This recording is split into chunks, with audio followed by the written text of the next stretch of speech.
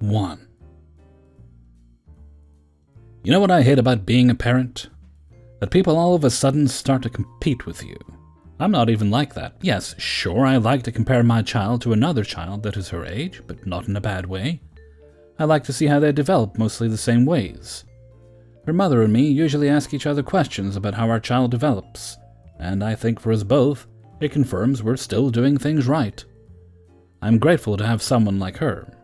We compare, but we don't judge. We don't compete. No one has to be better. We do things different, but we don't care. If anything, one can give the other one useful advice by doing things differently. Then there is another friend I had. She was competing with me during pregnancy. My belly wasn't really showing till I was halfway. She said my child must be unhealthy or disabled. I told her that last check everything was still fine, but she knew better than the doctors. She used to send me pics of everything she bought, and often repeated that she hated copycats, and she wouldn't like it if someone bought the same things. She often repeated that I could have a miscarriage at any moment because those things happen.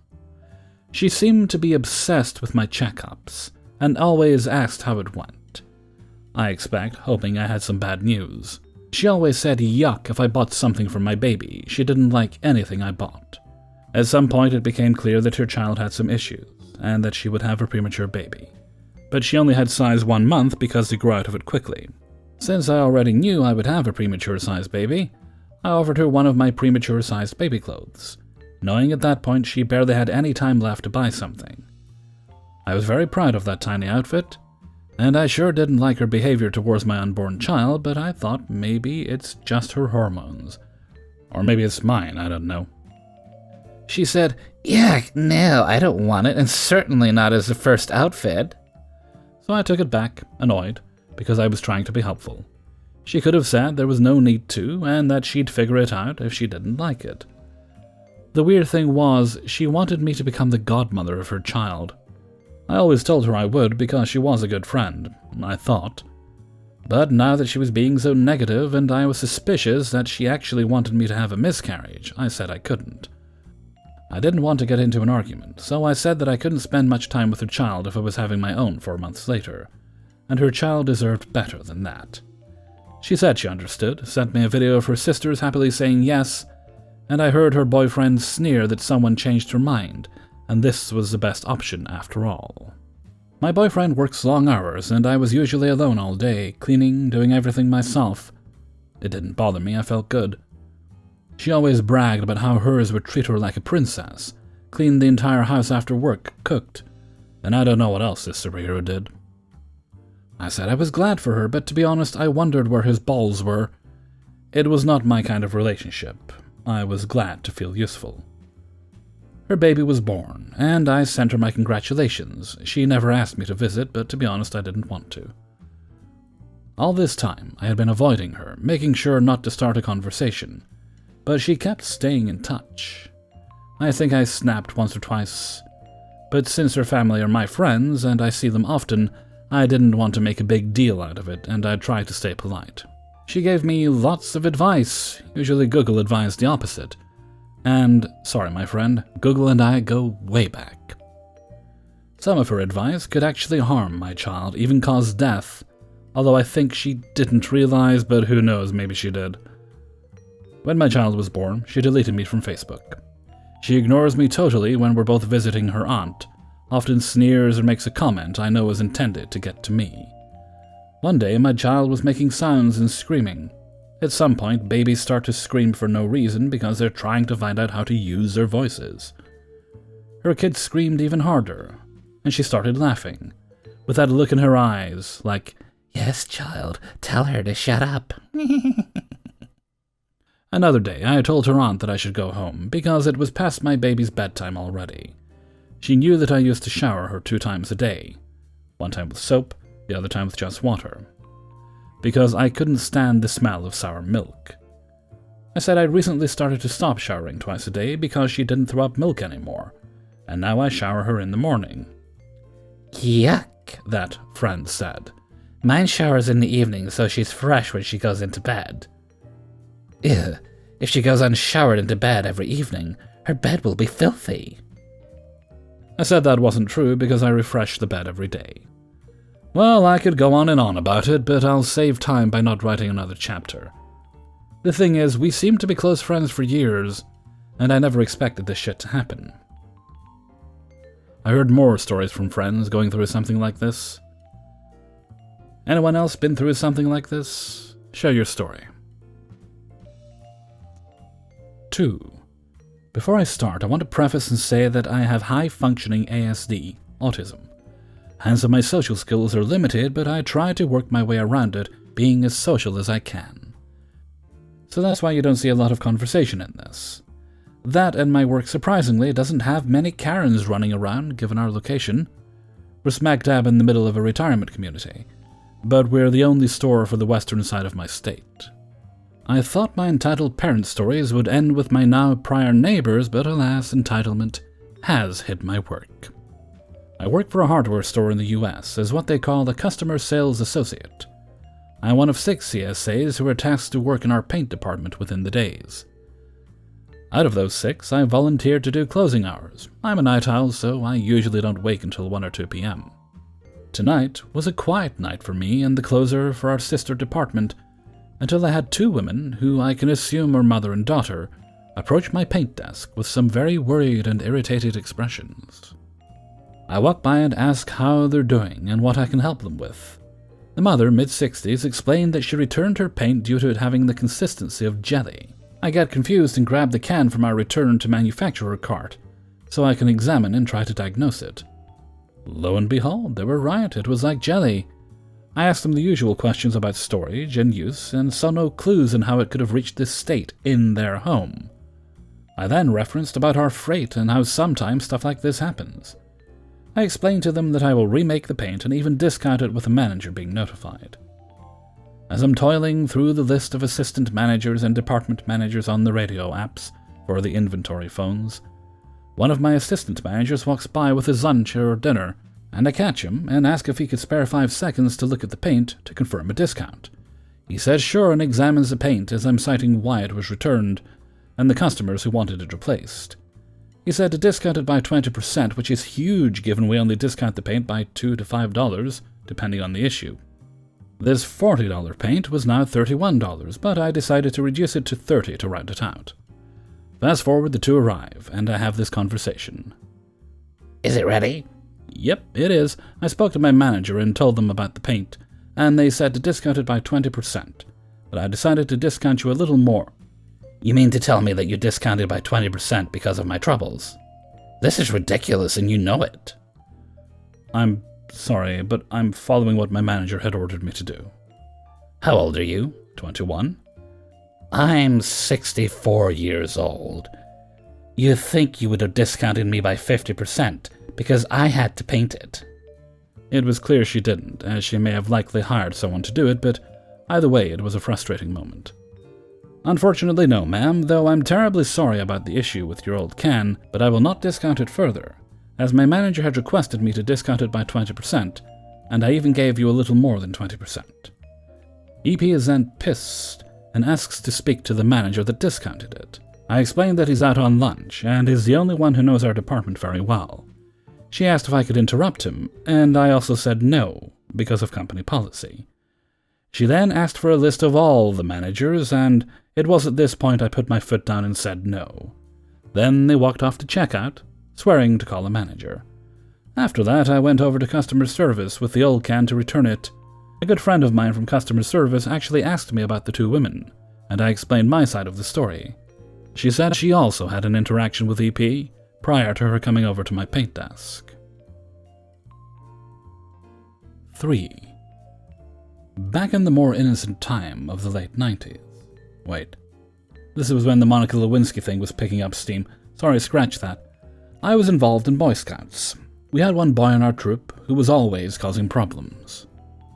He had a short temper, and when upset would often throw tantrums, cursing and screaming. He would disrupt events, then pitch a fit when reprimanded, and would sometimes get into fights with others. His stepdad was also one of the adult leaders in our troop. One summer, the troop ended up taking a trip out to Disney World. Bratty Scout's stepdad ended up providing us with an RV for the trip, and brought his wife along. This woman was a Karen nearly 2 decades before we knew what a Karen was. She wore tacky leopard print clothing that looked like they belonged to someone a bit smaller than her. She had reddish hair that she kept in a pixie cut, and wore heavy makeup and sunglasses. But the feature about her that stood out was that she shaved off her eyebrows only to pencil them back in. Think the Batman cowl from the Adam West series back in the 60s. Since an RV wasn't enough to accommodate for everyone, a van from the church where we held Boy Scout meetings was also used for the trip. To make things fair, the trip was split into 2 groups, and we would alternate vehicles each day. On this particular day of the trip, it was our turn to ride in the RV. After a couple of days in the main parks, we went to try and cool off at one of the nearby water parks. Unfortunately for us, as soon as we pulled into the parking lot, the bottom fell out of the sky, and we ended up in one of Florida's signature torrential downpours. Since there was thunder and lightning, the best we could do was just sit in the RV and hope the rain would let up soon. My buddy decided to get up and grab something from the back of the RV. As he stood back there from up front, he looked like he was in a very distinct position. My other friend said, "Hey B, it looks like you're peeing in the sink." I laugh and say, "You're right, he does." Bratty Scout's stepdad chimes in.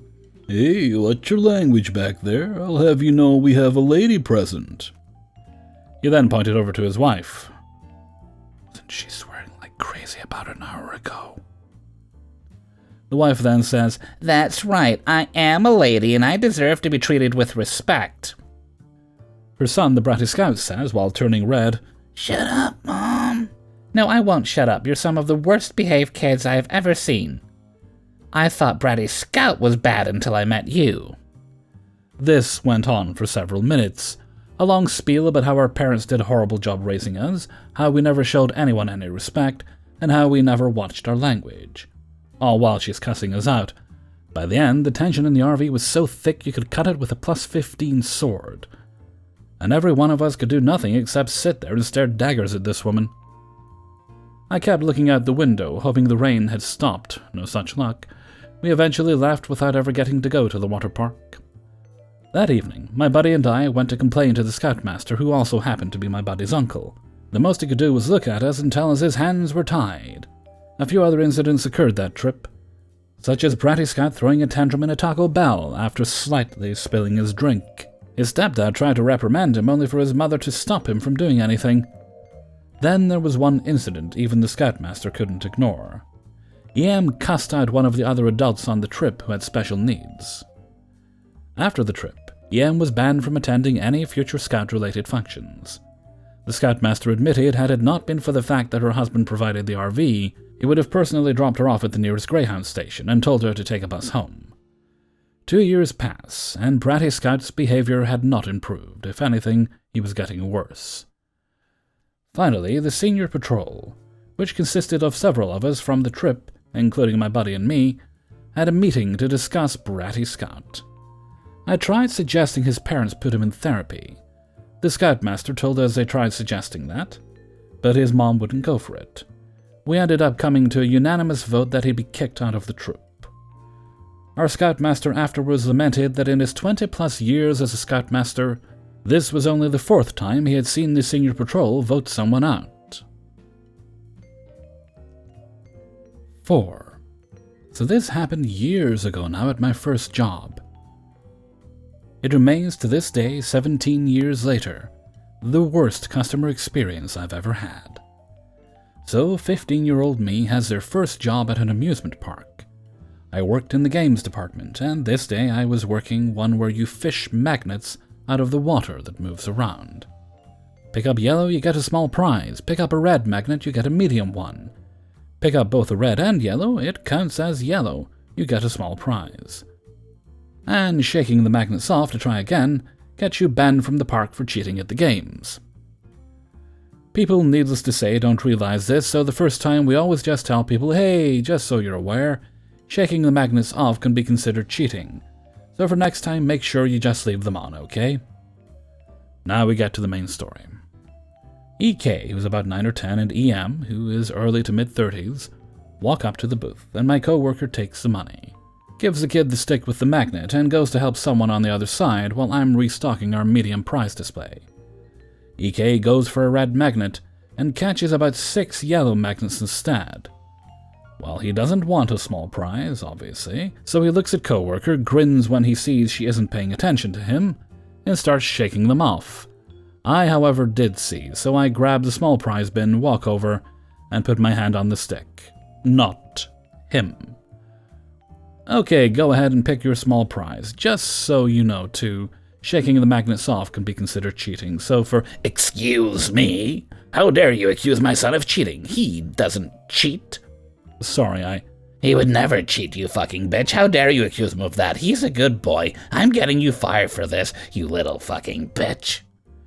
She takes the lid off her cup while yelling at me. I hadn't noticed at the time because I was 15 getting screamed at by a random adult, and threw her half-full coffee at me. It wasn't burning hot, but it was still warm. By this point, of course, other workers in nearby games had more than noticed, along with a small group of adults who were playing the games too.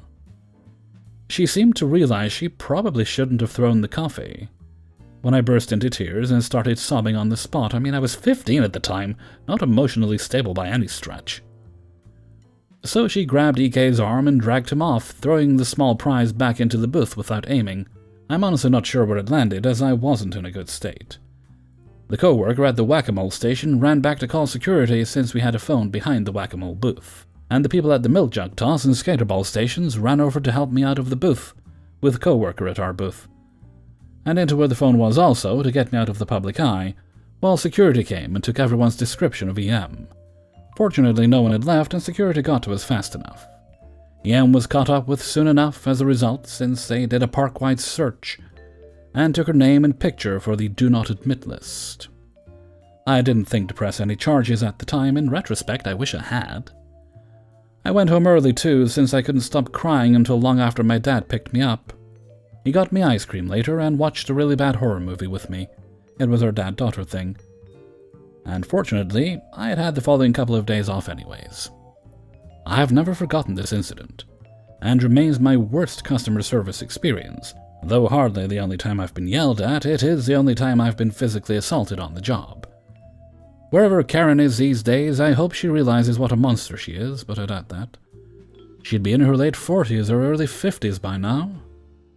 And now that I'm the age she was at the incident, I cannot even imagine yelling at someone half my age over something so minuscule.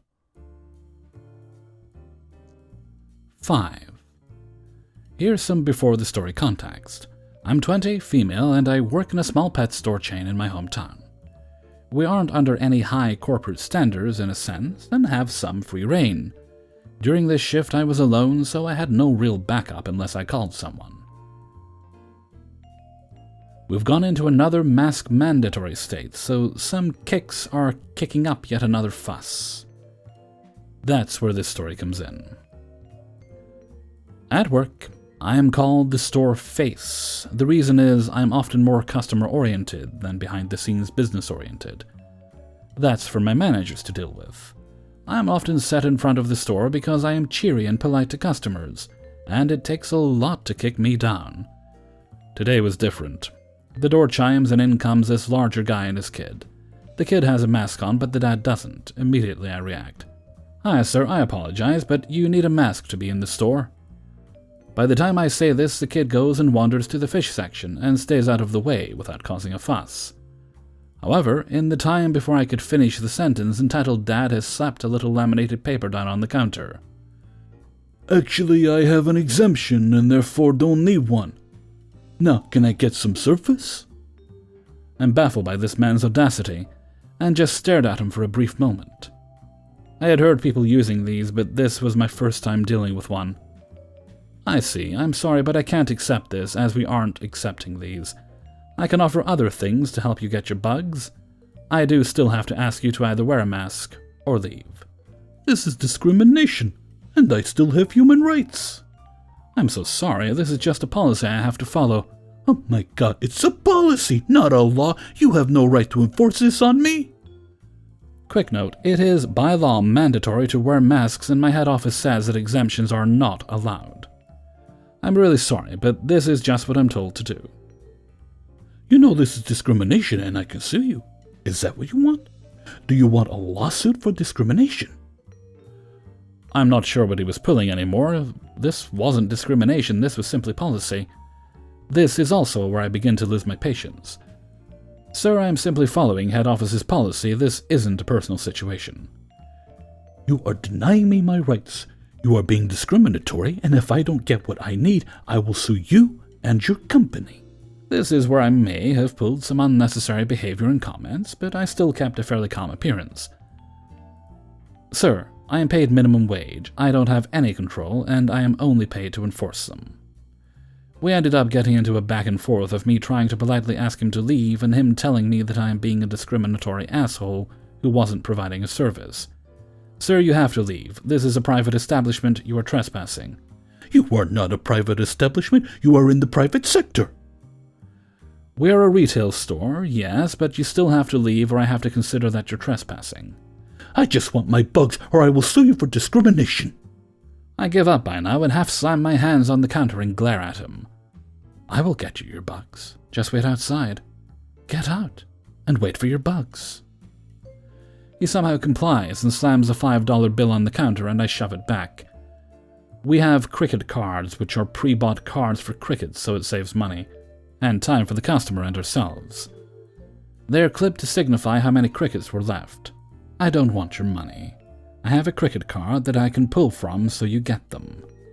I walk away from the till and angrily grabbed his bugs and stomped back to the counter, and reaching for the card. He's still in the store, he's still trying to shove a $5 bill in my face. God, what is your problem? I snapped. I have never yelled at a customer before, and I've done my best to stay calm. I lost my cool, though, and I slammed my hands down onto the counter. Before I can say anything, he turns to the mother and daughter that have just wandered in. They had ordered something earlier and were waiting to pick it up. This girl is only serving me because I threatened to sue them. How pathetic of her! I had turned to clip the card to remove the bugs before he begins to yell at me again. Oh my God, take my money so I can have my damn bugs and change! I cave into my anger. I have told you already, sir, that I am using a cricket card. Please wait outside. Edie turns to the mother and continues his tirade about how awful I'm being. She is discriminating me. You should leave before she insults you and takes away yours and your daughter's rights. This is where I realize that this woman was not on his side. Actually, we're picking something up. Edie turns back to me and starts knocking on the plexiglass that is on my counter. Hello? Can I have my bugs? I've never been so angry with someone. In that moment, nothing else existed but him. Get your kid and get out of my store. You will not get your bugs until you leave. This got his attention, and he called for his kid and they left and waited outside, but not without an angry glare. I wait before stomping to the door and opening it enough, before shoving the bag of bugs through the door, where once again, Edie proved to me he wasn't listening. Don't you want my money? No, and with that bitter remark I shut the door and lock it for a moment so he couldn't get back in. Before going to nice mom and nice kid, I put on a smile and try to muster up my happy retail face and have an apologetic smile. I'm so sorry for that scene. I truly don't act out like that, and I hope you don't take this as the face of our company. Let me grab your tags for you. I go back behind the counter on the verge of tears and grab the tags I engraved for them and bring them over. Nice Mom takes them and smiles wide. These look fantastic. You did a wonderful job. Whoa, the font is fancy, says Nice Kid. I nod and step back a bit, and Nice Mom could see I was still distressed and her smile shifts into something nicer. You don't deserve that. It's awful that people target retail employees. I start to tear up and took a moment. I wiped my face and chuckled to keep composed. Sorry, I don't mean to cry, but thank you, it means a lot. My oldest daughter works retail and she always comes home so exhausted and upset from work. People have gotten no better, have they? No, they haven't. Nice Mom gives me a careful smile. Thank you for the tags. We know where to shop for things we need. She gives a wider smile and I lead them out and unlock the door. I never thought I'd have to deal with that, but I did. And it ended with me breaking my good streak with customers. I feel upset with myself for letting my anger get the best of me. but I'm also aware that I wasn't entirely in the wrong. Hey everybody, Hellfreezer here, and thank you very much for listening to the Impractical Proudness of Parents. I pop. Episode... well, if you say the episode, quite frankly, I'll be demanding your manager. And thank you very much to everybody who allowed me to use their stories in this video. If you enjoyed the video, then please do like and subscribe if you haven't subscribed already, of course. And perhaps share this video around to all your friends and family. Also, in the comments, if you'd be so kind, if you're making macaroni and cheese, are you sophisticated and do you put hot dogs in it? Or do you use other adventurous things? Or do you prefer it plain? What kind of cheese do you like to use? Do you even like macaroni cheese? And if you don't, are you in therapy for it? And I believe we also have a little bit of a belated birthday shout-out. And this goes to Annalise. Her birthday was on September the 4th. I missed it, my mistake, but... very happy belated 12th birthday to you, Annalise. And I'm not sure if you actually listen, but if you do, I'd like to sing happy birthday to you. Happy birthday to you. Happy birthday to you. Happy birthday, dear Annalise. Happy birthday to you. Alright, and I think we'll wrap things up there for now. So until next time, thank you very much for listening, and take very good care of yourselves.